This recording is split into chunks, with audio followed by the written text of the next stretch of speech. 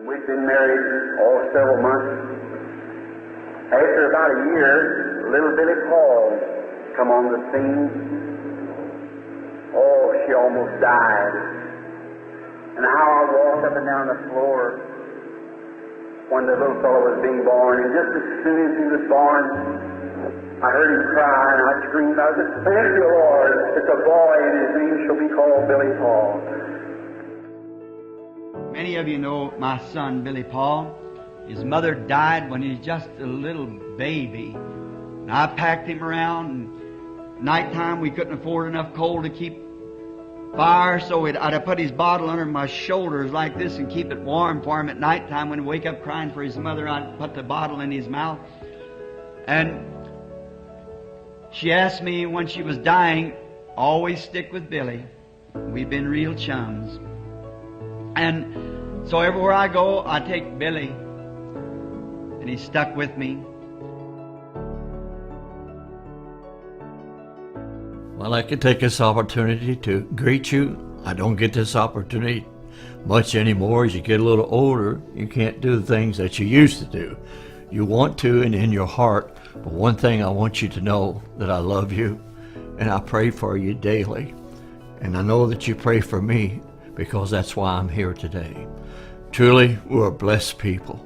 And I just want to take an opportunity to say God bless you. And over the many years that I have known you and have worked with you, when Dad was here and now in the work with Brother Joseph, and it's just an honor to call you my friend. And you know, there's words you can't say, but I just trust that this little greeting will be a blessing to you, just to say I love you and that you can feel it from your heart. You know, Brother Branham said we could talk too much, we could sing too much, we could shout too much, but we could never pray too much. And each day, Brother Branham told me, he said, when you come in the office, Billy, he said, I want you to do my mail. And I said, Daddy, I don't even know how to turn on the typewriter. He says, the Lord will be with you. He said, he told me he wants you to do that for me. And I said, okay. He said, no matter if you've got one letter or you've got 1,000. He said, the first thing you do is kneel down and pray and lay your hands on the mail and ask the Lord to help you that day. And he said, don't you answer any Bible questions. Don't you answer for me. He said, if there's a question to me, you keep them. And when we get together the next day or that day or whenever, he says, then you write down on the envelope and I'll answer the questions. He said, but no matter where I am, he says, you remember every day that you do the mail. He said, I'll be praying for you. And he says, and God will be there with you. And he says, don't process the mail. He said, just open one letter at a time and just think like you only have one letter to answer. And he says, and then when you're through with that, he says, discard it and then get another one. And that's what I've been doing for the last 60 years. And it's been a great honor. And I know I'm getting older now. I'm not an old man, but I know I'm getting up there. And soon I've got to go and be what we've all been waiting for. And I believe that hour is so close at hand. But I just wanted an opportunity to say I love you. And I thank you for your love to me, your stand for this word. And you know, Brother Billy, I'm just talking to you from my heart. I believe this is a one-man message. It's a perfect message. There's no mistakes. There's many voices, but for me and my house, we only follow one voice, and that's the voice of God to us in this day. It's perfect. It needs no interpretation. It interprets itself. And I was thinking, in a couple of days now, I'll be getting my 83rd birthday. And in my heart and in my body, I don't feel that old. I know I look it, and the wife says I act like it. No, I shouldn't say that. If it wasn't for her, I wouldn't even be here today. But it's just the idea of being able to express yourself. This message is everything to me. It's perfect. And may God encourage your heart to stay with it. There's things we don't understand, but remember, if God thought it, Brother Branham spoke it. We believe it, and that settles it. And I was thinking the other day, and I woke up, and when I was just a little boy, I was about 12 years old. And we was over in a little town called Vandalia, Illinois. And Brother Branham was having a tent meeting.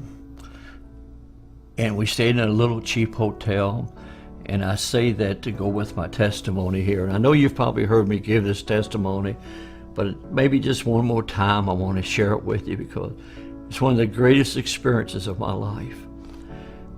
And in this room, it didn't even have a bathroom. The bathroom was down the hall, and we just had a wash basin right where the camera is here. And it was just a little wash basin and a little pitcher, and that's where we'd wash our hands and things. When we had to take a shower, take a bath, we'd go down at the end of the hall. And I used to sell, in the meetings, I had a little apron, and I'd go down and I'd sell the little books. There was 3 books Brother Branham had. Jesus Christ the same yesterday, today, and forever. I was not disobedient to the heavenly vision. Divine healing in the campaigns. And I thought I was something. Get out there and sell those books. And Daddy would always, and I'd see the Lord move in the meetings. And as a kid, he'd tell us about these things and how the angel would meet him. And I remember one night in this hotel room, we were sitting there, and my dad's brother was working with us at that time. He was driving a truck, and his name was Donnie. And he was the youngest of the brothers. And he and I and Dad were sleeping in the same room. And I don't remember, I know Dad says on tape that he took a pillow and threw it over and woke me up. All I remember, I woke up was a pillow across my face. And he had this pillow across my face, and he says, "Paul?" I said, "Yes, sir." It was about 2 o'clock in the morning.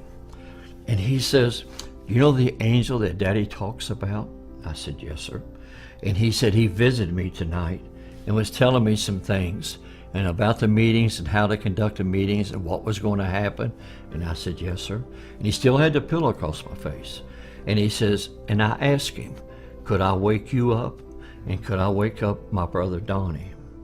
And he said, the angel said, "You can wake up Billy." And he says, "Can he see you?" And the angel said, "Yes." He said, excuse me. He says, when Dad takes his pillow from your face, he says, "You know where the wash basin is over there?" And I said, "Yes, sir." He said, "He'll be standing there, and you can see him." And I said, "Okay." Remember, I was just 12 years old. And he took the pillow from my face, and I thought it'd be an angel with wings flying around, but it wasn't like that. There stood a man in that room dressed in pure white, and he had his arms folded like this, hair down to his shoulders. He just stood there. One thing it was so outstanding to me, he never spoke a word, but he'd look around the room, but his eyes was totally focused on my dad. Every move was watching my dad. And I can see him yet now, them eyes just going around the room. He'd look at me, and he'd look over at my uncle, and he'd look back around like that. He'd move his head a little bit, but his eyes never left Daddy's eyes. And I grabbed Daddy, because I didn't know. It was a man standing in the room over by the window. And I'll never forget, Daddy told me, he said, "Don't be scared, son." He said, "He's sent from the presence of Almighty God." And he says, "He won't harm you." He says, "He'll be a blessing." Now watching, he just held real close, and Daddy held me. And he went from that being of a man, just as Brother Branham describes him, into, I'm not going to say a pillar of fire. It was like a mist, a light, a vapor. He just kind of vanished. And he went out the window, right out the room like that. And when he left, a rainbow come right in the same window and hung in that room for hours. At midnight, 2 o'clock in the morning, dark room, but he stood there, and that rainbow stayed in the room. I felt a presence. And I asked my dad later, I said, "Why did that happen?" And he said, "Because I wanted you to see him." He said, "God called you to work with me, Billy, and I wanted you to see him and to know what Daddy was telling you was the truth." Not that I doubt it, but it was just such an experience, such a wonderful experience. You know, all through my life, I traveled, and my job was to get Daddy in and out of the meetings. And, you know, sometimes I'd let him stay too long, and sometimes I'd take him too quick. And, you know, young boy, but I kept doing what he said. And I'd give out the prayer cards, and I'd bring the people up to him. And sometimes I let him stay too long, and he'd say, Billy, you let me stay too long tonight. He says, tomorrow night you don't give out prayer cards because Dad's too tired. Well, I'd go home and I'd cry. I'd be so upset because I messed up the next night's meeting. Then sometimes I'd take him too quick. He'd say, you could let me stay a little longer. No, it was just a hard time. But what a wonderful time. I've seen the people, just any disease. I was thinking the other night, you know, you watch the news, they call this disease that, and they change the name, but it's all the devil. It's all the devil. But when the angel met him, he said, if you get the people to believe you, nothing will stand before your prayer, not even cancer. And I'm a witness to you today that he's the same yesterday, today, and forever. And not one time from that time in that room when I saw that angel that I could always tell you, not Brother Billy, but that presence, I could tell when he was near. Even before Daddy would say, you know what, I'm waiting for something. I might be down in the audience working the prayer line, ushering, whatever I might be doing, but I could tell exactly when that angel come to the platform. Before Dad sometimes even said, he said, he's here. And I knew he was. So it didn't make a difference what diseases was. I knew when they left it was going to be well. But he said, if you get the people to believe you. And I was telling someone the other day, I said, I've seen them bring them in well. And they sit there and make fun. And they pack them out dead. I've seen them pack them out paralyzed. And I've seen them bring them in on a stretcher, and they would be dead. And I've seen them walk out alive and well. Only believe. So I just wanted to say, God bless you. And I like to just leave my little greetings to you in this. If I don't see you in person, I'll meet you on that day.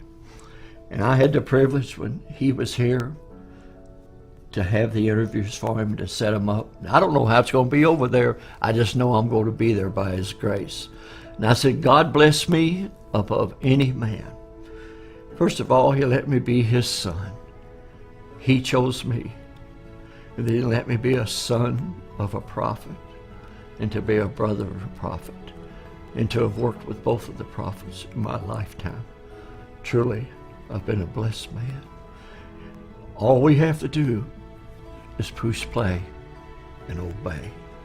God bless you. And remember, if God thought it, Brother Branham spoke it, I believe it, and that settles it. God bless you.